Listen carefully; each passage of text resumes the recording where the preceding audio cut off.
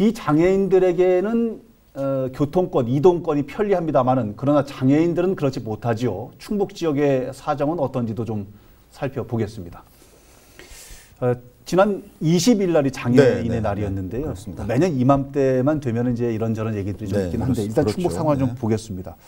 충북에 장애인 콜택시가 있는 모양인데 이 보유율이 전국 최하위 수준이라고요? 장애 콜택시가 사실 이건 아무나 탈 수 없는 거예요. 1, 2급 좀 중증 장애인들 휠체어 타시는 분들 뭐 이런 분들 위주로 이제 주로 운영도 어떤 개인 사기업에서 하는 게 아니라 어떤 시설공단이라든지 농촌 지역 같은 경우는 뭐 자치단체에서 운영을 하고 이렇게 되기 때문에 굉장히 좀 편하죠. 우리 장애인들 분께서는 이걸 이용하기가. 그런데 우리 충북에 이 자료가 아마 지난해 국감 자료인 것 같아요. 전국 17개 시도 가운데 보유 차량급 보유율이 전국 최하위다. 그렇군요. 좀 이런 불명예를 안게 됐는데 정부는 장애인 콜택시 의무 보유 대수를 좀 법으로 규정하고 있습니다. 충북 11개 시구는 그 기준에 모두 미달이 됐다고 그래요. 아, 모두 미달이요? 네, 아마 작년 상황인 것 같아요, 이게.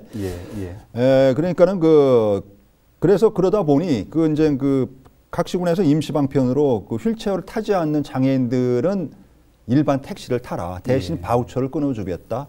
일명 이제 바우처 택시. 그러니까는 쿠폰 같은 거죠. 월 몇 회를 탈 수 있는 그런 쿠폰을 발급하고 또 자치단체에서는 어떤 일반 법인 택시라든지 이런 쪽하고 이제 협약을 해서 이걸 우리가 쿠폰을 발행하니 당신네들이 여기에 대해서 좀 협조를 하십시오 하는 식으로 이제 바우처로 임시방편으로 쓰고 있는데 근본적으로 이 차량은 어떤 휠체어를 이렇게 태울 수 있는 그런 장치들이 다 돼 있지 않습니까? 그래서 이제 그런 대수를 좀 확보해 나가는 것도 좀 필요할 것 같아요. 이게 지금 충북 도내 11개 시군 전체가 다 관련 법령에 미치지 못하고 미달된다고 말씀하시니 굉장히 안타까운데 이 관련 교통수단에 대한 법령 같은 것도 지금 마련이 돼 있는 거잖아요. 그럼요. 장애인 차별금지법 그리고 더 깊숙이 들어가면은 이제 교통약자 이동편의 증진법.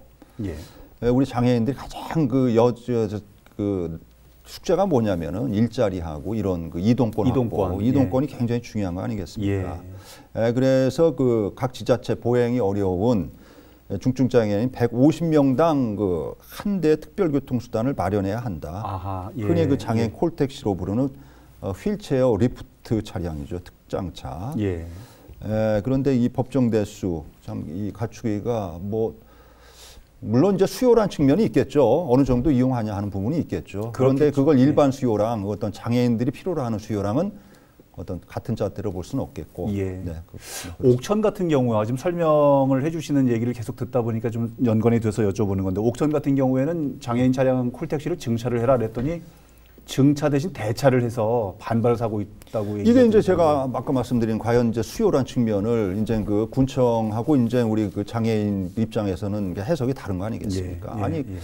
그래서 6대인 것 같아요. 옥천군에서 운영하는 장애인 콜택시가 현재 운영하는 대수가 법정 대수는 10대인데 많지 않네요. 그러니까 10대니까 이제 거기서 이제 과연 이용하는 우리 옥천 관내 장애인 분들이 어느 정도 계신가? 중증 장애인 분들이. 그래서 그 4대가 모자르고 그래서 아마 지난해 2대를 증차를 하기로 했나 봐요. 그래서 이건 또 국비 예산 지원이 있지 않습니까? 그래서 국비 예산 지원을 받아서 증차를 하는 것으로 장애인 단체라든지 장애인들 알았는데 이게 증차가 아니라 그러니까 헌차를 교체한 거였더라. 그러니까는 이제 장애인 단체에서 반발을 하겠어요. 아니 우리한테는 헌차로 바꾼다는 얘기도 없이 이렇게 바꿉니까? 하니까는 좀 기분이 언짢죠. 누구는 새 신발 신고 누구는 헌 신발 신냐. 그러니까는 이제 옥천군에서 얘기하는 거는 아니 실제 이용하는 사람이 2,000명 중에서도 200여 명으로 이용률이 10%대인데 우리가 이런 낮은 이용률로 해서 또 이거를 2대를 증차를 하는 것보다는 기존에 이용하시는 분들의 편의를 위해서는 새 차로 모시는 게 더 낫지 않겠습니까? 이런 얘기들이 좀 왔다 갔다 한 것 같아요. 장애인 단체 쪽에서 여러 가지 속에서 끓는 얘기들이 많을 것 같은데요. 충북 장애인 차별철폐연대 여기서 시위를 했던 모양인데요. 어떤 요구, 어떤 주장들을 했습니까? 오늘은 주로 장애인 문제 여러 가지 산적해 있죠. 이제 주로 이제 교통 문제를 지금 얘기들 하고 있는데 뭐 여러 가지 그때도 그 장애인 철폐연대에서도 얘기를 했어요. 그런데 교통과 관련된 문제, 이제 코로나19 상황에서 과연 그 일반인들하고 똑같은 그 방역 수칙을 우리가 지킬 수가 있겠는가? 좀 별도의 예.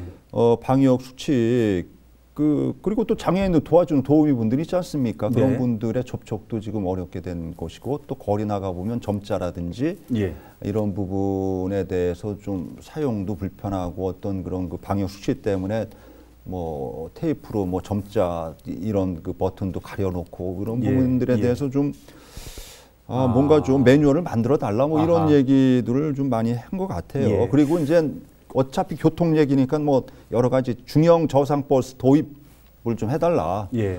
대형 저기는 저상 버스는 있어요. 있죠. 그런데 이제 예. 중형이라는 거는 마을 버스 있지 않습니까? 농촌에서 쓸 수 있는 그런 높이가 낮은 그런 중형으로 좀 확보해달라. 그런데 괴산이나 제천에서 시도를 했었어요 지난해. 그런데 이걸 운영을 그러면 버스는 그 아까 장애인 콜택시랑 달리 운영은 이제 운수업체에 맡겨야 되지 않겠어요? 그렇죠.